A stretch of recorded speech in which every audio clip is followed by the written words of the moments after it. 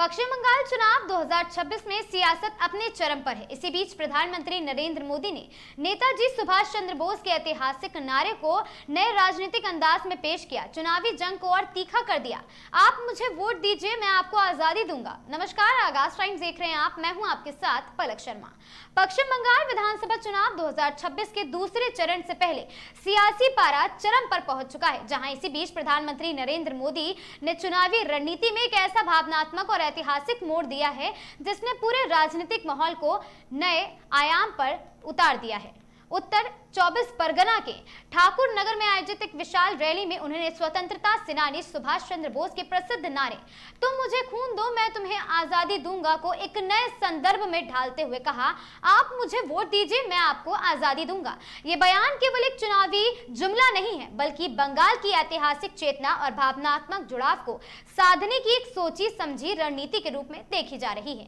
नेताजी की विरासत बंगाल की पहचान का एक अभिन्न हिस्सा रही है और उसी भावनात्मक जुड़ाव के जरिए भारतीय जनता पार्टी ने जनता के दिल तक पहुंचने की कोशिश की है, जो कि सराहनीय पहल है। प्रधानमंत्री ने अपने भाषण में राज्य की सत्तारूढ़ ऑल इंडिया तृणमूल कांग्रेस पर तीखा हमला बोलते हुए महाजंगल राज, भय, भ्रष्टाचार, महिलाओं के खिलाफ अपराध, बेरोजगारी और घुसपैठ जैसे मुद्दों का जिक्र किया और इन सब से आजादी दिलाने का वादा किया है। ये सीधा हमला राज्य सरकार की नीतियों और प्रशासनिक व्यवस्था पर केंद्रित था, जिसका उद्देश्य मतदाताओं में असंतोष को और साथ ही राजनीतिक समर्थन में बदलने का अवसर भी था।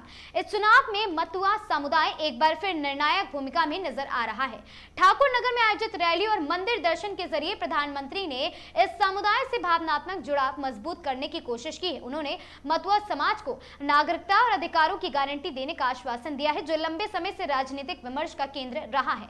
प्रधानमंत्री का ये दौरा केवल धार्मिक और सांस्कृतिक प्रतीकों तक सीमित नहीं रहा, बल्कि उन्होंने विपक्ष पर तुष्टीकरण की राजनीति का आरोप लगाते हुए घुसपैठ के मुद्दे पर जोर शोर से अपने विचारों को उठाया है। उन्होंने स्पष्ट चेतावनी दी है, अवैध रूप से रह रहे लोगों के खिलाफ सख्त कार्रवाई की जाएगी। पहले चरण के मतदान में हुई रिकॉर्ड भागीदारी को प्रधानमंत्री ने भाजपा के पक्ष में माहौल बनाने का संकेत बताया और दावा किया है कि दूसरे चरण में समर्थन और अधिक मजबूत होगा। तो कुल मिलाकर पश्चिम बंगाल का ये चुनाव अब केवल विकास के मुद्दों तक सीमित नहीं रहा है, बल्कि पहले पहचान, इतिहास, भावनाएं और सामाजिक समीकरण की बराबरी भी भूमिका को निभाता जा रहा है।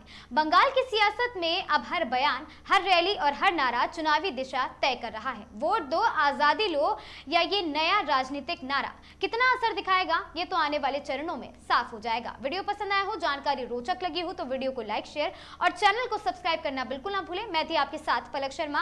हमसे जुड़े रहने के लिए देखते रहें आगाज टाइम।